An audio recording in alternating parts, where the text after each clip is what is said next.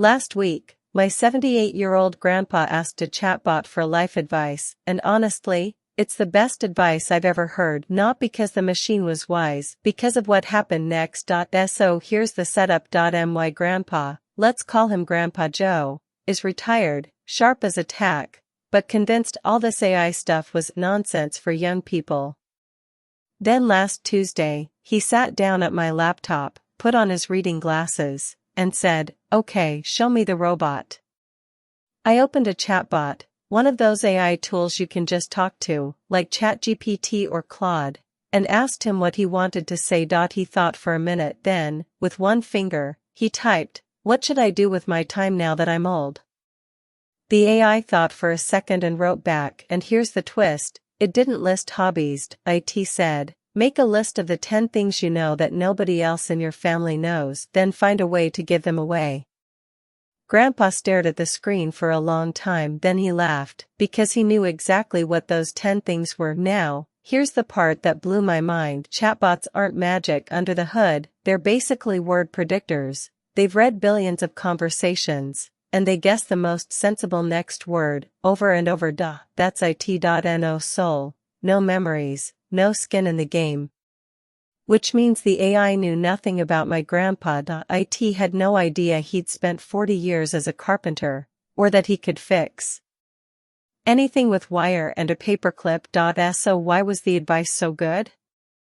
Because it did something better than knowing the answer. It asked him a question he'd never asked himself. The wisdom didn't come from the machine just gave him permission to take his own wisdom seriously. Now, one warning, because you'll try this at home, these tools sometimes hallucinate, meaning they make things up with total confidence.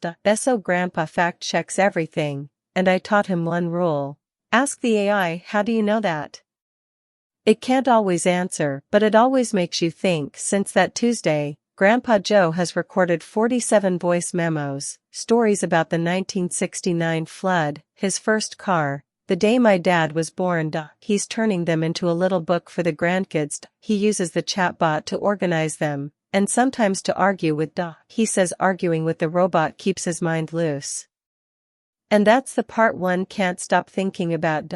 We're all afraid AI will replace something in us, but my grandpa found the one thing it can't do. It can't have lived his life. It can only help him share it.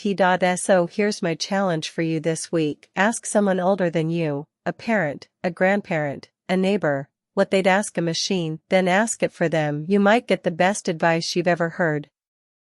And it might not come from the AI at all. If you enjoyed that story, subscribe to AI Toolbox Daily for more, and I'll see you in the next one. And if you want to try AI yourself, there are free AI tools at AI Shop, that's AIXZshop.com. It's an AI-run charity website, and every penny helps kids in mountain areas go to school.